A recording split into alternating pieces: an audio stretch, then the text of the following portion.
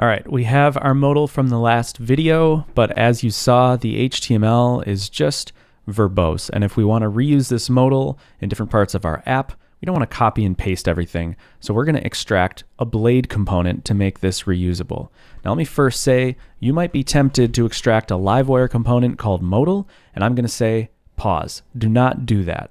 Maybe eventually you would need something like that, but this is so much more involved than extracting a blade component. In general, when I'm extracting reusable bits of UI like a modal or a dropdown or a custom input or a button or anything like that, stick with blade components because they're a lot simpler. When you start nesting Livewire components, you have to know a bunch of the ins and outs and the pitfalls, and there's all sorts of little barriers. So I would say, if you can, just extract a reusable blade component. So let me show you what that looks like. Before we even do anything, let's write out what we're going to end up with. So what we're going to end up with is xmodal. This is going to be our blade component. And there's a few things we can do. Blade components have slots, so we could say xslot button, and then put the button inside that slot. But personally, the slots are a great way to start with a blade component, but when I'm building out like robust components, I actually end up just creating nested new blade components for parts of a blade component. So this is called composition, when you compose something with other things. So instead of using slots, I'm going to create another component called xmodal.button. Okay, and then we'll close that. So we're going to have xmodal button, and then we'll have xmodal.panel. Okay, and then inside of here, we'll put like our button right here. So here's button. And we can get rid of this X on click. We don't actually need it. We didn't need it before. It was just left over from before. So that's that. And then the panel, we can extract everything from inside this content. So here's our panel. Let's do this. We'll get all these contents here. And then we will paste it into panel. And there we go. Okay, so this is pretty much what we want to end up with. This is my ideal usage. So then you can carry this xmodal component around with you anywhere in your application, and it's really readable. It's really nice. You can put anything you want in panel. You can have any button you want inside of button, and you're good to go. So let's actually build this out. First thing, we're going to have to create a blade component. You can do that with Artisan. You can say artisan make component, and then we could say modal or modal.button and say view, and then it'll create an anonymous blade component. I'm going to skip that part, and we're going to make them by hand. So that's, well, you know what, whatever. I already wrote that out. Nope, it's not in my history. We're just going to create a new folder called components, because this is where Laravel is going to look for blade components to automatically load them anyway. And now we could create, for our modal, we could create modal.blade.php. And then when we reference that, it's going to reference this file. But I want to actually show you a different pattern that I like for composable components like this. So inside components, we're going to create a new folder called modal. And now all of our modal components are going to be stored inside this folder. So it's really clean in our application. So there's a pattern we can use where if you name an index.blade file, this is going to be used for the root modal component. So let's just create that root first, and then we'll create button and panel. Actually, let's just create the button and panel now, and then we'll fill them up in a minute. So button.blade.baldy.php, okay? And then here, let's say panel.blade.php. All right, so there are our three files that are created. We're going to start with index.blade.php, and then we'll fill out the rest. So for index, let's take this root div here. So div xdata. Maybe the smartest thing to do here is take all of it and paste it in, and then we'll extract bits out as we go so that you don't have to hop back and forth between too many files too much. Okay, so this is good, but all of this trigger, this is going to end up inside button. So let's put it inside button right here. And then this whole contents here, this modal part, this is going to end up inside panel. Okay. All right, and then we can get rid of this. And we'll fill this out in a second, but just so you have an idea, our index is just the shell. That's going to be what renders with modal. Our button is going to be, oops, let me show you here. Okay, our button is going to be what's modal button, and then our panel is all of the modal panel and all of that stuff. Okay. So one thing we're missing here is, how does this content get rendered inside here? How does this content get rendered inside here? And that's where slots come in. when you put content in between an opening and closing blade component tag, that's considered a slot. And you can push it in just like this. You render out a variable called slot, and then it's just going to be rendered here. So with this, now both of these are going to show up inside slot. So let's go another layer deeper. Let's go into the button. Whoops. We're going to go into the button here, and let's just echo out the slot contents. And now all of this is going to be echoed out right here.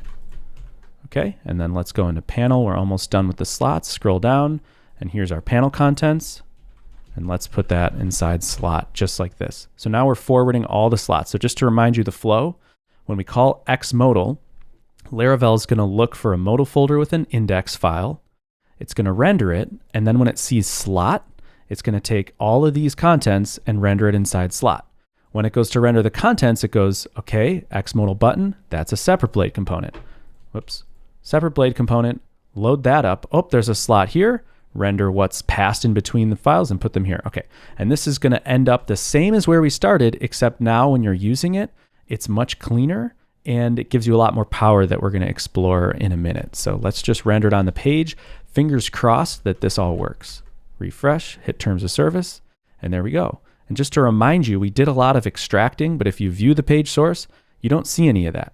You just see your div with your X data, you see your button just like before, and you see your dialog and your panel and everything like that. But now this is really clean and reusable. I like it a lot. And because we extracted into these nested components, we could create any sort of components we want for our modal and allow developers to use them however they want. So for example, let's say we want to make a close button. No problem. Inside here, let's copy the contents of button, put it inside close button, and set open equal to false.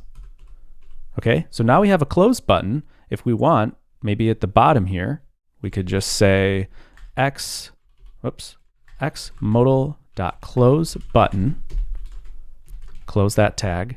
And in these contents, let's take this register button. We'll just copy register. We'll paste it here. And instead of saying register, we'll say cancel. Okay, now when we load up our modal and we scroll to the bottom, we have this cancel button that we can click and it'll close the modal.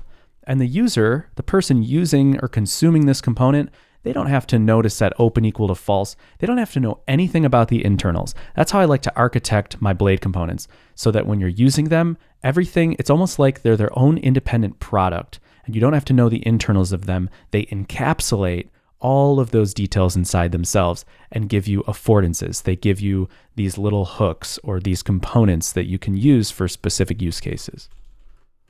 Okay. So we're doing good with extracting the blade component. Let me show you a few more advanced things.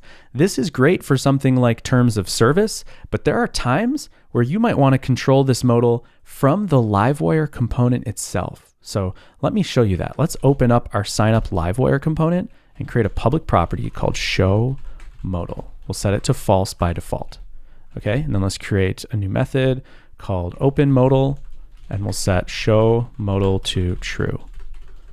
Okay, now how do we'll make a button to call open modal first and then we'll talk about it. So let's make a button. It could be anywhere, it doesn't matter.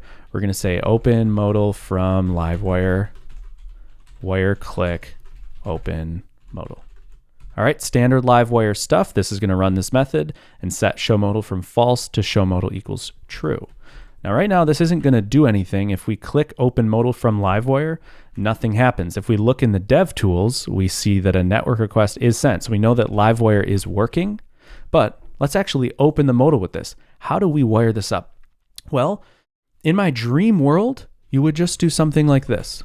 Wire model, show modal, just as if it were a normal text input, and it would magically just work. Well, we're gonna make it magically work. Let me show you how we're gonna do that. There's a little more of advanced stuff here, but that's okay, because again, you can just copy this into your app. You don't have to build this yourself. Just take my blade components. Okay, xmodal, wire model. So we passed wire model show modal into here. I'm so sorry that you have to hear model and modal right next to each other. But let's take a look here. Okay, we'll look at page source. Scroll down and here's our HTML. Here's our root div xdata open false, but wire model is not on it. So we attached it here, but it didn't get forwarded. So anything you add extra into a blade component, any of these HTML attributes, they just get disintegrated into thin air unless you do something with them. Let's take the attributes and forward them onto this element. This is a really nice feature because it gives you the full power over when extra attributes are added to a component. Where do you want to put them? And you can put them anywhere. And Laravel will handle all of that for you. And you can even do advanced stuff like where, I think where starts with. I believe that's it. And then you could say like wire model so that you're only forwarding wire model attributes, and you could forward classes to a separate element. There's so many things that you could do. But for now, we're just going to forward all the attributes. And let's just refresh this source. So let's take a look at this right here. This is what we care about. We refresh the source and look at that. Now our wire model has been forwarded onto this div. Now it's still not going to work because we just have wire model next to X data. That doesn't mean anything. We want to make it so that open changes when show modal changes. And here's a little piece of API that I added to Alpine to make this exact use case a delight. It's called XModelable. It's an Alpine directive where you can basically say, next to your X data, you could say XModelable and pass in the name of a piece of data. And now Alpine will allow you to add XModel something else. And now this will be bound to this. Or it also works with wire model. You can add wire model whatever, and it's going to make sure that if whatever changes, this changes. And it also works the other way around. If this changes internally, this is going to change.